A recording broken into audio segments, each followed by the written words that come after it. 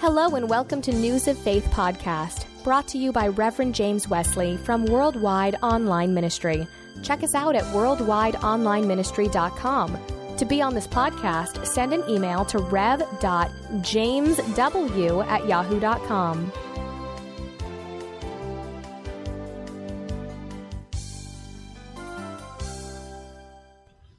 Hello and welcome to another episode of News of Faith. Today we have a special guest on our show, and her name is Michele Chynoweth.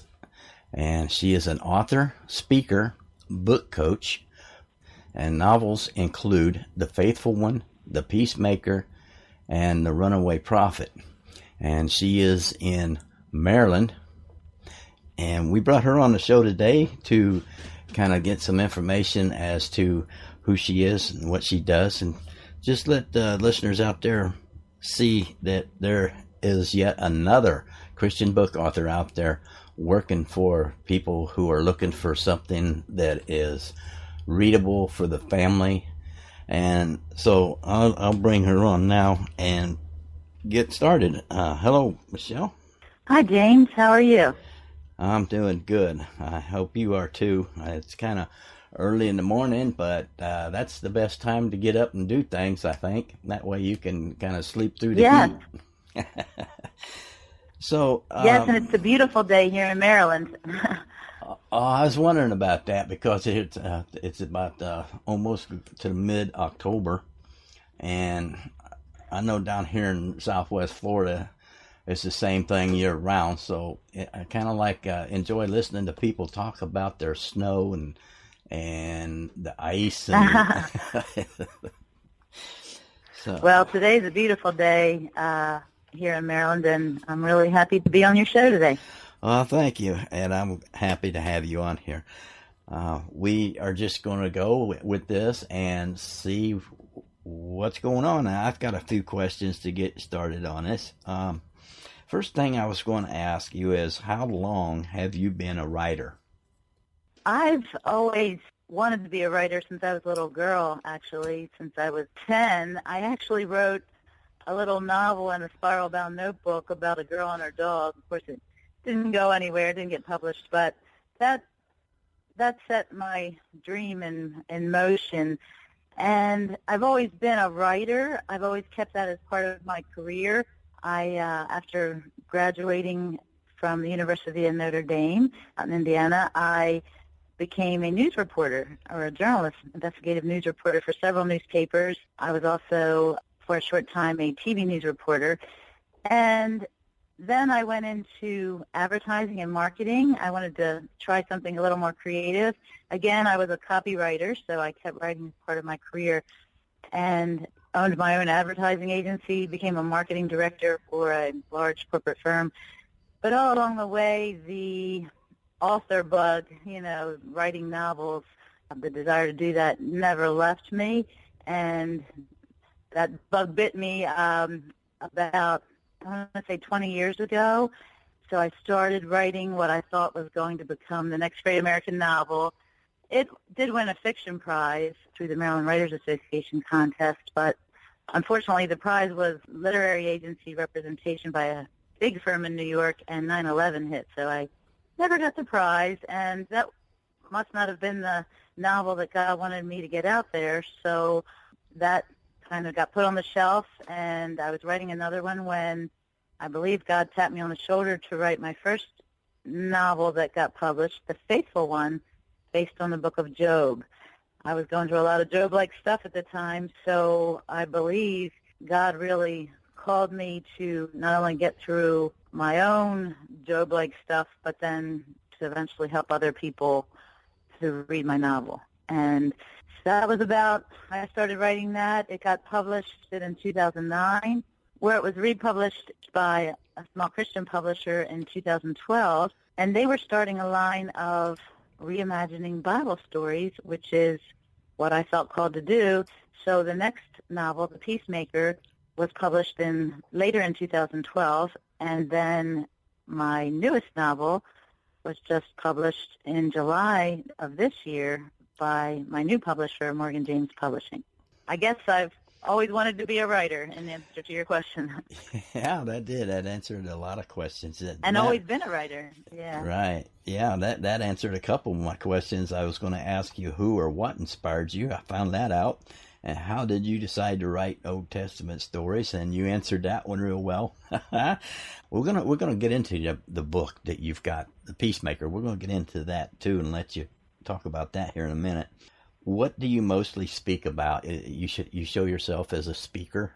Well, I speak on a variety of topics. I started speaking when I noticed that authors or writers started to get noticed, sell more books when they were speaking at these various conferences that I attend.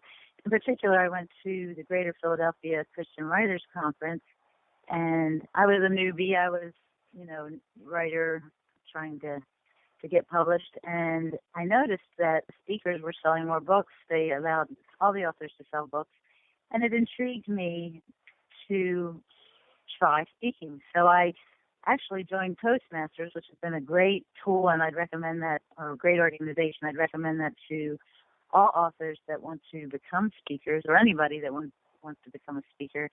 It helps you overcome that fear, first of all, and then gives you a lot of practice. So I started speaking, actually, after I became an author, to other writers. I've given workshops on character development. I have a marketing background of 30 years, so marketing and publicizing your book.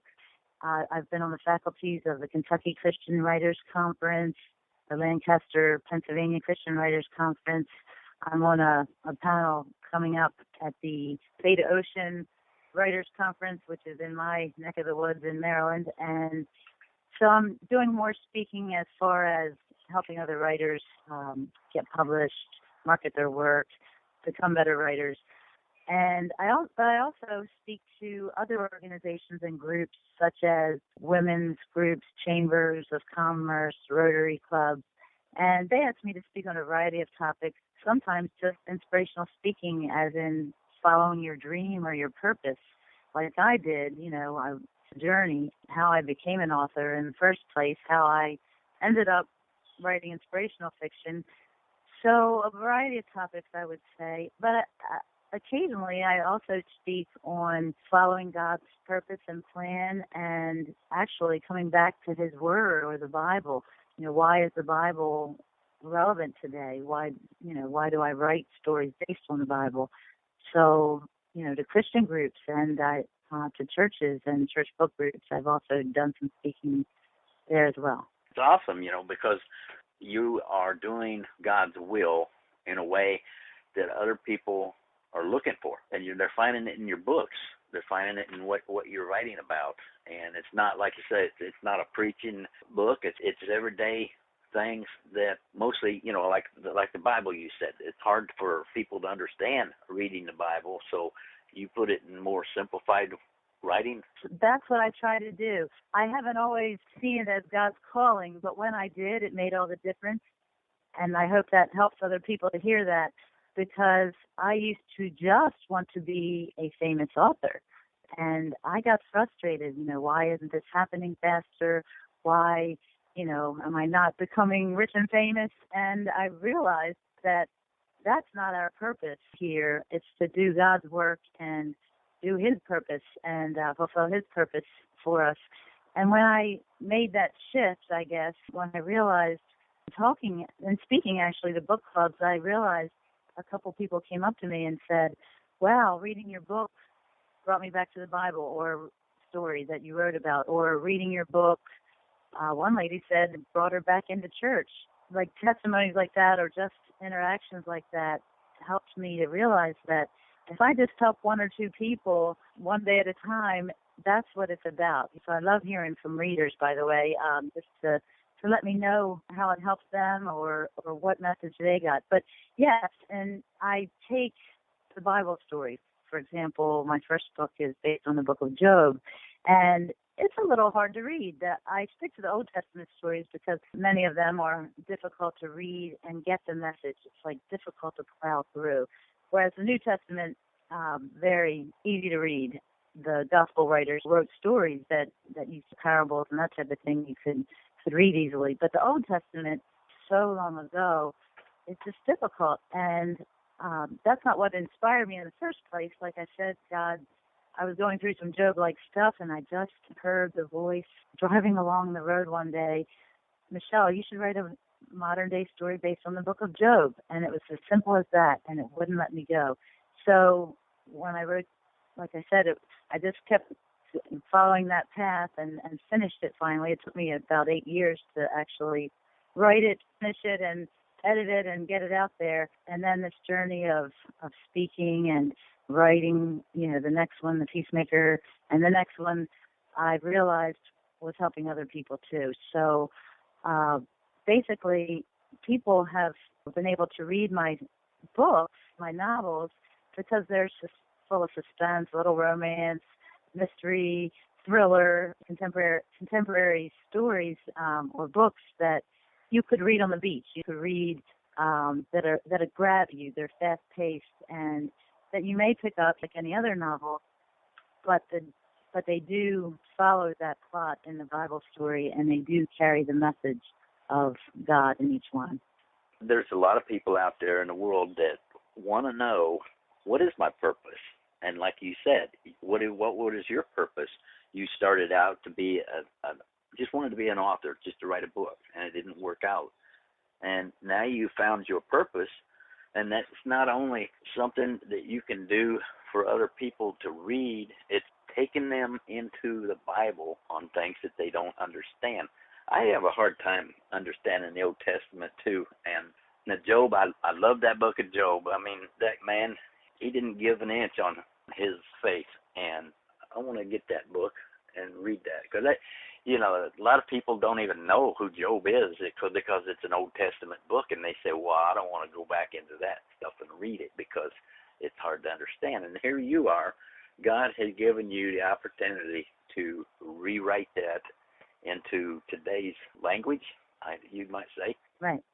Yeah, and wow, I know a lot of people, I've had quite a few authors on here doing their little stories and testimonies and about their books, and they're letting the Word of God into their books also, about the same way that you are, and it's the right way to go about it, I believe. And of course, if it's God's will, yes, it is the right way to go about it.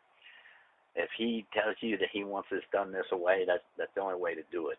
Well, as a speaker, then you're doing a good job of doing that right here on the radio, and I hope there's listeners out there that get something out of it. I mean, surely there's somebody. What I do with these podcasts, I put them out there. I don't pick and choose who to put on here. I find people that are Christians and that are authors or either or, and I let God bring the people to the podcast. All I do is let them share their words and testimonies with people. Now that was the faithful one. Was that the faithful one? There's a Runaway Prophet you have. Yes, the faithful one is based on the book of Job. And again, I was going through a lot of Job-like stuff and I would encourage listeners that if you're not sure of your purpose, just keep praying about it and be open. At the time, sometimes it's through pain, and I was like Job, losing my business. It was falling apart. I was losing my marriage. I was going through a divorce. I was losing my health, and I felt like I was losing my kids who were becoming teenagers, and parents out there will probably be able to relate to that. And I started writing this book, and that wouldn't let me go. Like Job, came out on the other side, grace of God, then remarried a wonderful man and in a wonderful marriage today. And my children have grown up and become fine young adults, and I have a great relationship with them. And now just several months ago, was able to take that leap of faith and become a full-time author, which is a really scary and exciting thing, but, that not a lot of people have the means to do or can do. I was in a 9-to-5 job for several years, where I had to save up some money and find that publisher that would launch my books in the right way. But prayed every day, and that's not to say I wasn't frustrated at times. I was, but just have to be open to God's plan. So the Runaway Prophet, the one published in July, is based on the book of Jonah, modern day story based on the story of Jonah, which a lot of people think is just about a whale, a guy that gets swallowed by a whale. Right. It's about so much more. Book of Job, just to go back, about the guy who loses everything like I was, and questions why. He does hold on to a shred of faith, but he does question God, and he gets an unexpected answer. So it's about being open to that answer. Jonah is about really God's message that you can try to run from God's call, but you can't really hide. Jonah is called by God to go help save Nineveh, and instead jumps on a ship and doesn't want any parts of it and is in for some trouble. Bad things happen, and that's what my modern day story is about. In my book, the Jonah character is called out to help the FBI in Las Vegas, City of Sin, New Nineveh, uncover or investigate a radical Islamic State, this radical terrorist group out there, which is scary, but coming true today in this country. I started writing it 4 years ago, so, I believe, again, God was calling me to write this, and, perfect timing, it just came out. That it's about that message, and also about trying to be a little less judgmental. Jonah is a very, he judges those sinners out in Nineveh, and my guy's like an everyday guy, and we're all a little, judgmental at times, and he had to break some of those walls of his to help the sinners out in Las Vegas. So, and the other message is sometimes when you try to help other people, God rescues you in the process, and that has definitely been true in my case. Now, a lot of books out there, children's books about Jonah and the whale, and it seems like that to me, just like you said, it's not the meaning of a fish and a guy that gets swallowed up by a fish and then he finds his way out and all that. What age group would you say as children and up, what age group would be appropriate for reading that book? I mean, would it take somebody with like a teenage teen age, or would it start at less than that, or would it be more like an adult reading? What is your age? That's a great question. Thank you for asking it, because my books are considered adult contemporary, but I would say for high school and age and up, because there are adult themes in the Bible. You wouldn't have a child necessarily reading the Bible as it is without adult help, I would say. So I say high school age and up, because it does have some adult themes in it. However, it is written for the Christian market, so there's no explicit graphic content or, bad language in it. Right. So, it's written for the Christian market, but definitely for high school age and up. So it could be a book that a parent could read and then explain it to their child, as yes, compared to the book for children. As a child is reading a book, the children's book, they could explain it to her why they did this and where they're going with that. That sounds like a good idea. Yeah, it's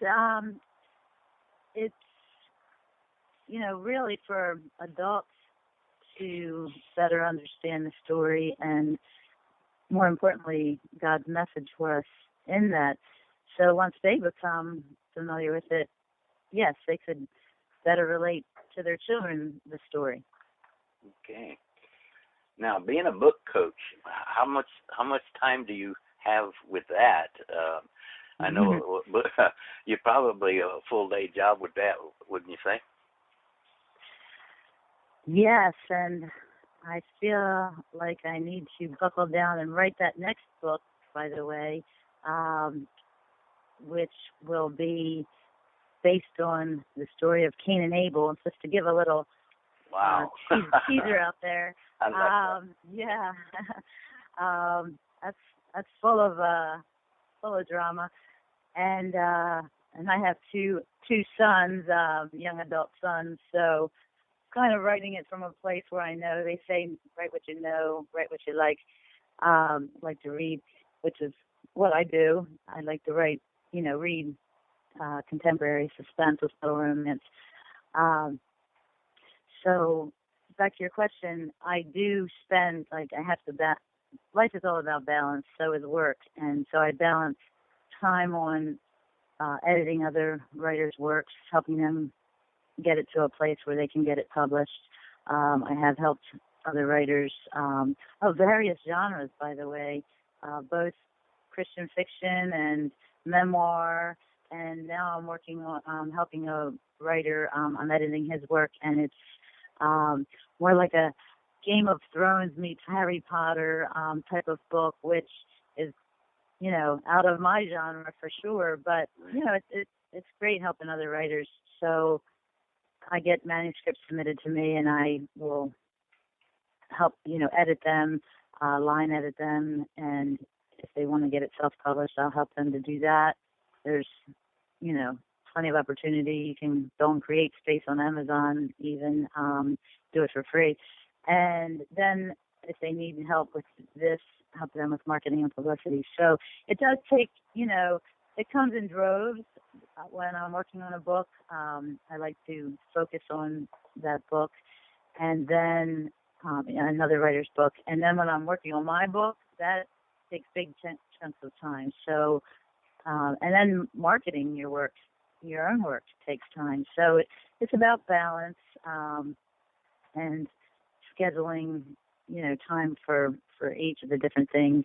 Speaking, there's another thing, schedule time for that.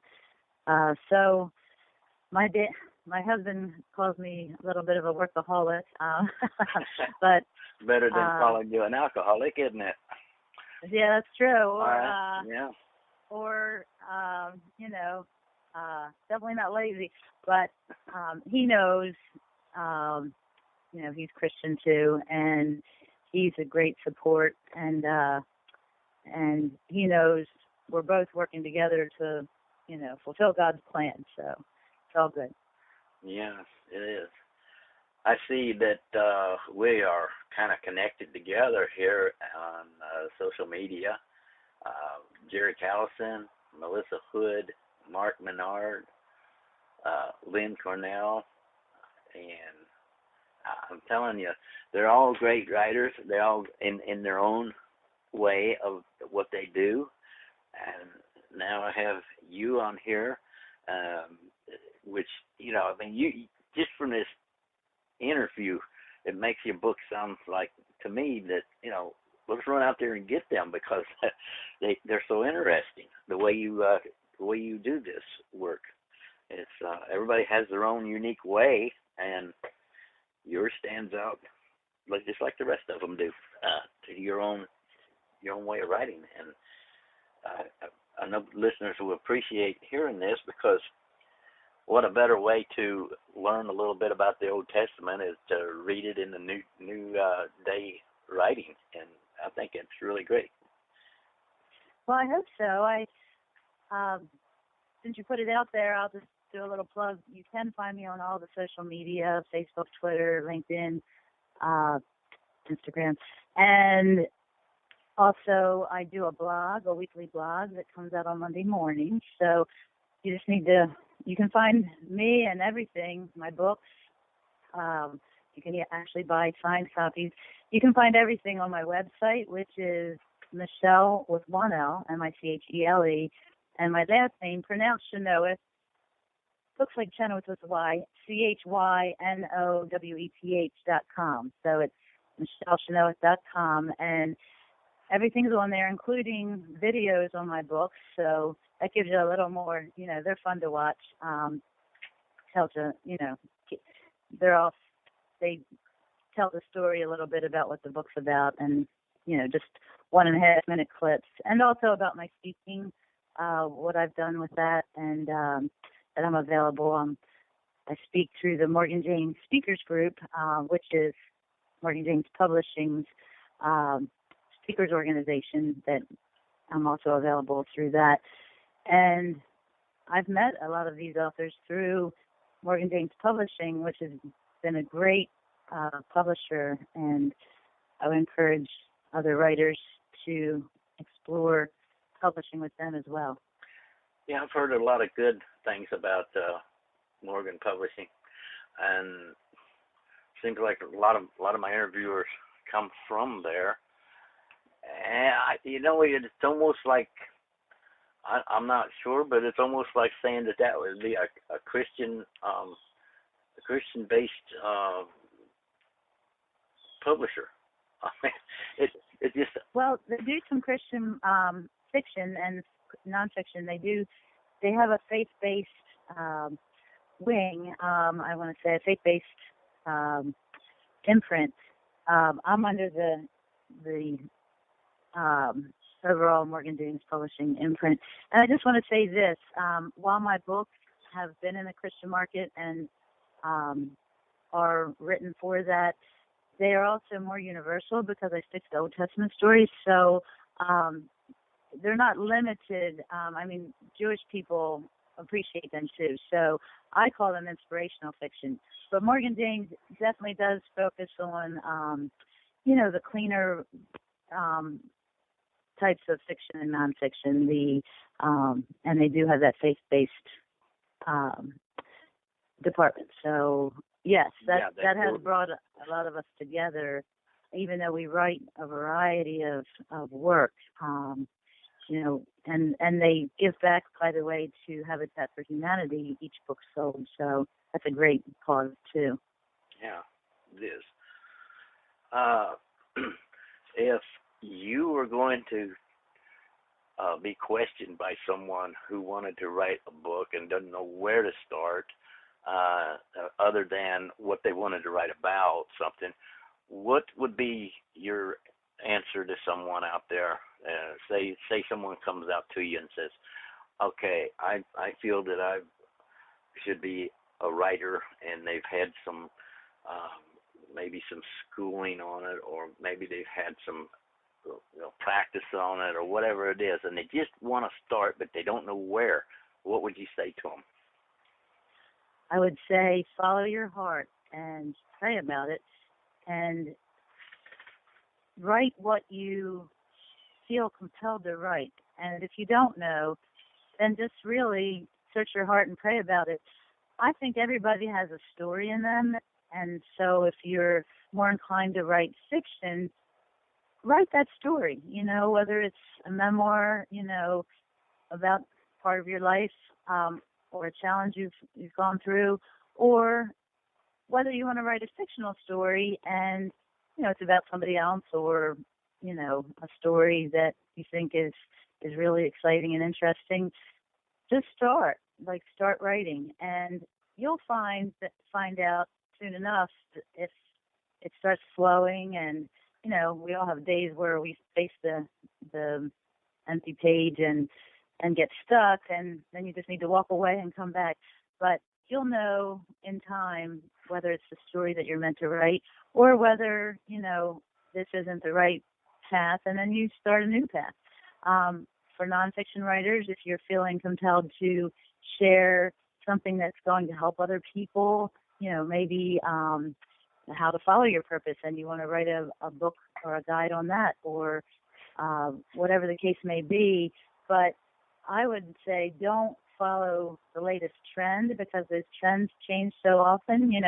Harry Potter was really exciting, and all of that, sci-fi, fantasy, Hunger Games, all of those books, and they're great books, and they make great movies. But just because they're popular, don't jump on that train. Don't just jump on that because it's popular, because that'll change, and you'll find that's not what you're meant to do necessarily. So write what you like, write what you know, they would be 2 bottom lines. Okay. And write what's on your heart. There would be 3. Okay. And discourage people. I know people would probably get discouraged because, I don't see where this is going very fast. It's not really getting written down the way I want it to. But most of the authors I've talked to, 3 years or longer to write a book. And I know some of them have started 2 different books.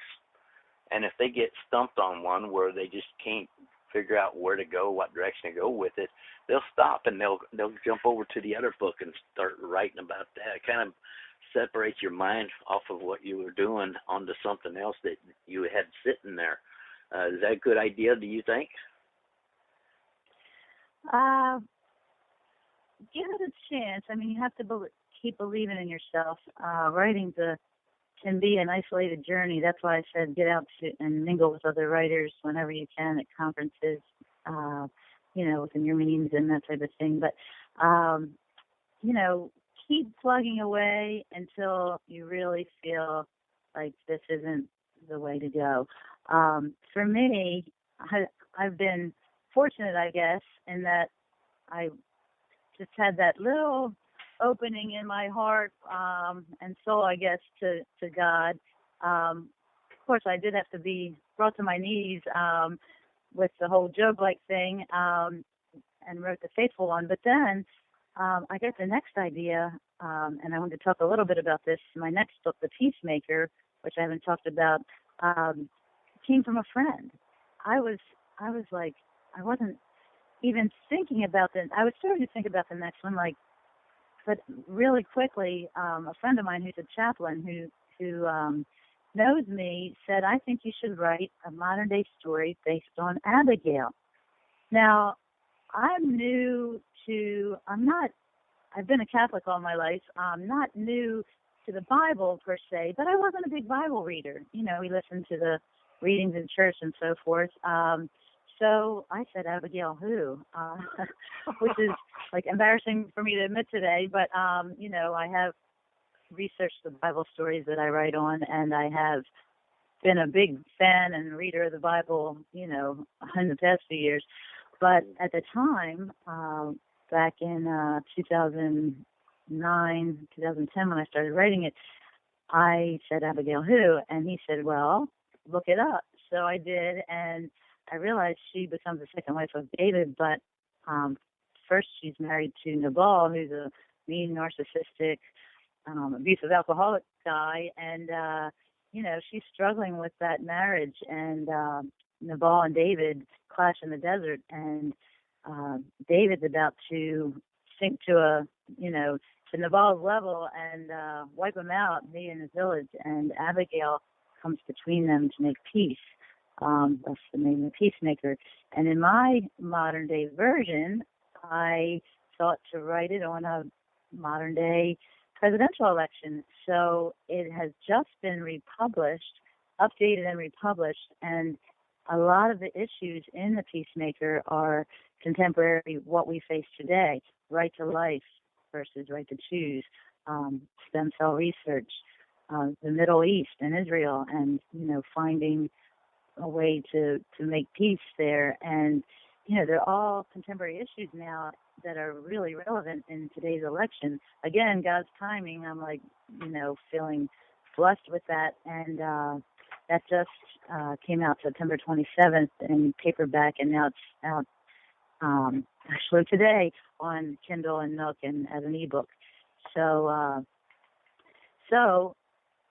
that idea came from a friend. So be open, to different ideas. And then I was doing a little Bible study with my church, and we were reading Jonah, and I thought, wow, probably experienced that. And I just thought, I'm going to go back to Genesis and write that story. I have other ideas too, that have crossed my mind, like Solomon, like a John Grisham type of novel. But definitely open. So email me on my website, and if you have an idea that, a book in the Old Testament you want to see explored, let me know. Yeah, I'm going to have these places where they can go to see more of your stuff, things are, I'm going to have your website, your Facebook page, things like that. I'll have that listed on the site of the Spreaker on show notes, where people can actually just look there and click on it and take them to it. Well, thank you. I wanted to ask you a while ago, I never got to it, when you was telling me about your life and how things was going really bad, just like Job. And I wanted to ask you, did you know about Job before this happened, or did you learn about Job after you started going through all this?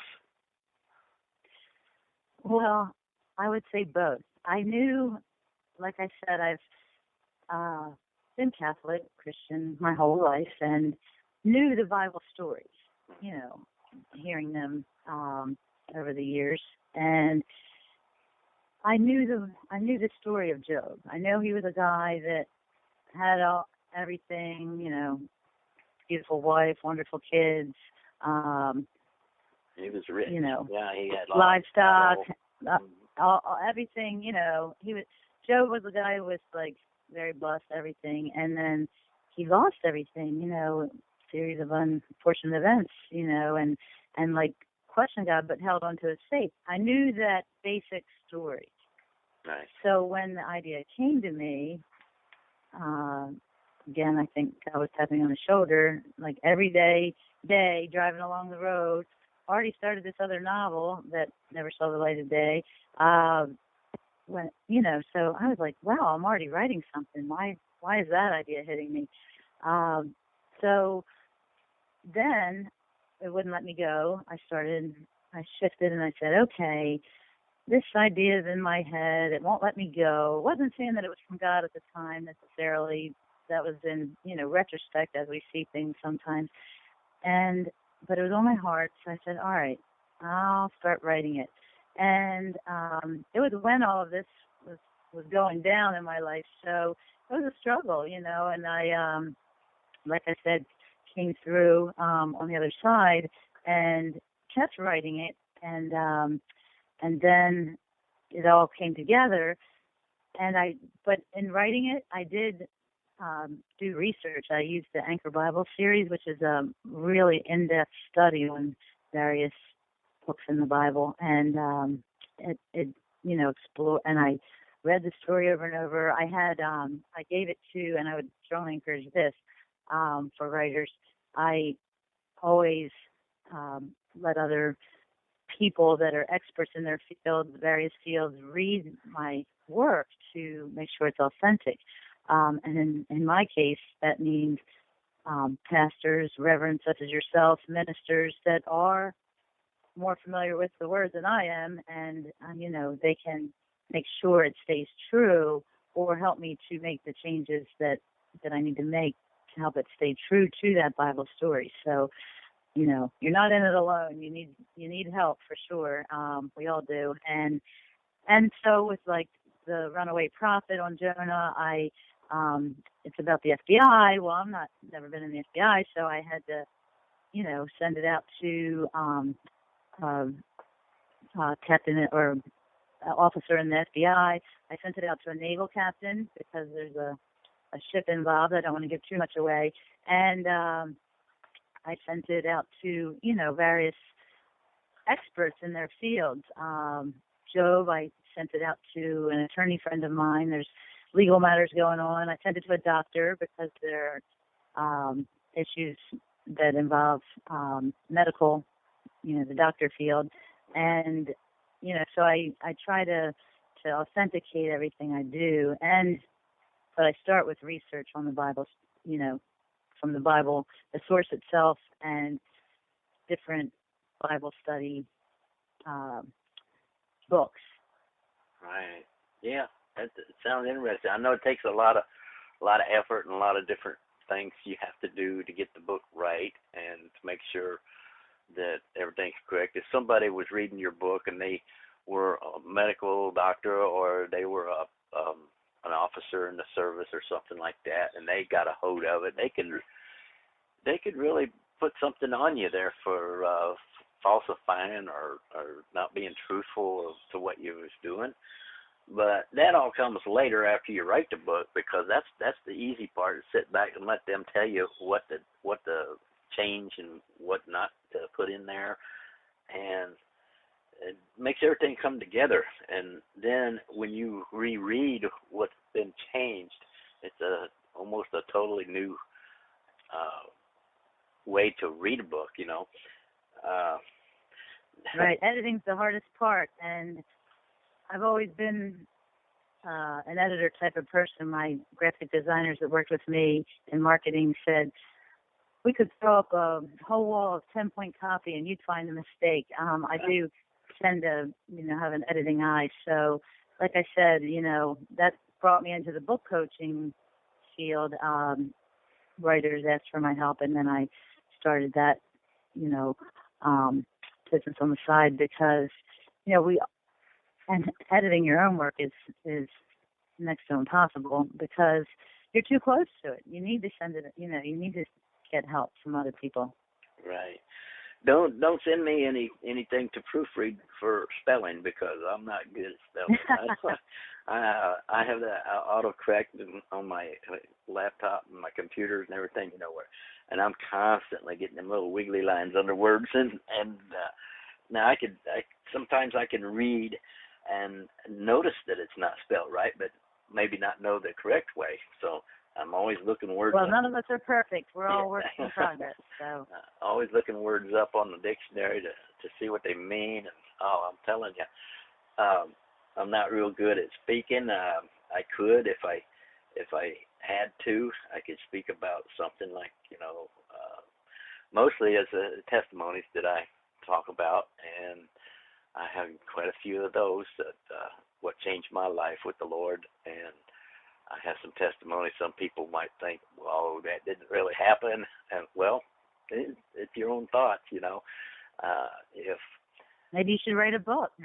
that's the problem. See, I've never even considered writing a book, but I think I have enough information that I could do it if I knew where to start and had the time to do it. Right, but you're fulfilling your right God's purpose in your life, doing this That's radio show, and we all can't be everything. We just have to find that particular path that God sets out for us, and that's like, once you do that, I think that's more than half the battle. I was ordained in 2005, and I was ready to jump right after it. And God said on it, He says, okay, look, you're working, you're not going to have the time to do what I want you to do. And I didn't know it at the time, what He wanted me to do. I spread the word of God throughout the places where I've worked. There's one place, there was like 25 people. It was a small factory. I bought everyone in that place, not all at one time, but I did manage to get everyone a Bible. And everybody knew me for who I was and what I did. Mm-hmm. And so when I retired 2 years ago, it was December 2014, November, it was actually November on my birthday, in 2014. And then I was living in Ohio, and my wife is from down here in Naples, Florida. So we moved down here for my retirement, which was kind of a mistake, because Florida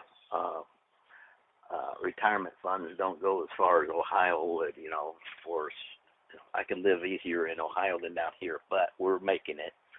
And so I told the Lord when we got down here, I said, I'm retired. I don't have to get up and go to work for 8, 10, 12 hours a day or work on Saturday. What now can I do that would give me 100% of my time to you?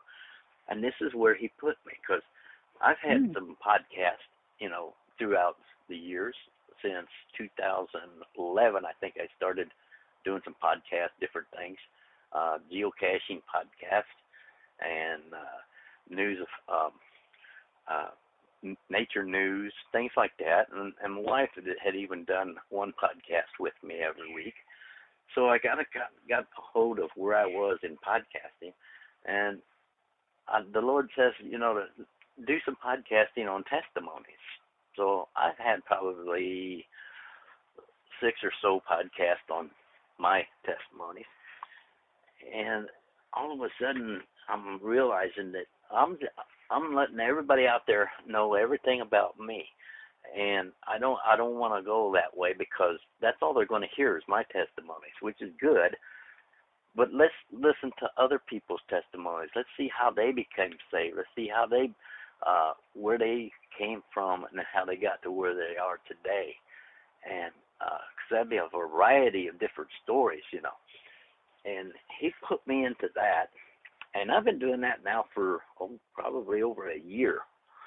And it's really working out good, because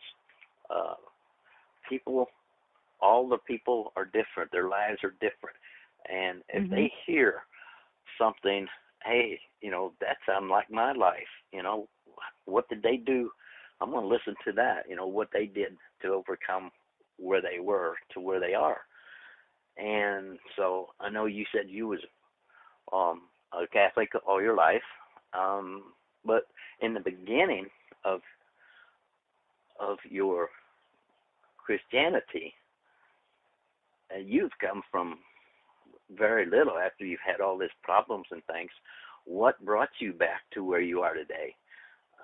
What brought you back from rock bottom? God, surrender, and other people reaching out their hand to help me. Okay. Yeah, that's. And that would be the bottom line. And by the way, I appreciate that you do have other people share their testimony and story and works. And I appreciate being part of that today. Thank you. Yeah. Okay. Well, we're gonna have to let this go. I know sometimes you feel like you could talk all day, and sometimes you just don't. I know that at 30 minutes there, I wasn't even ready to give it up, and then 45 minutes, and now it's been about an hour. Take away the little mishap we had. So we're gonna end this program. So Michele, I sure thank you so much for being on a guest on our show today. And I know that it's going to reach a lot of people. It's going to be a good testimony for a lot of people out there. And I know you'll be blessed with your books, and that you're going to reach many people with these books, because even I am so interested in it that I'm going to check out the other ones that you've had here. And so God bless you, and keep on doing what you're doing, because you're doing the right thing, I know. And anything that is inspired by God is the right thing to do. Thank you so much, and God bless you too. Okay. Talk to you later. Maybe we get you on here again for an update, or something might new come up, another book or something we can talk about, and we'll be glad to have you back on. Absolutely. Okay. I'll keep you posted. Thank you. Goodbye.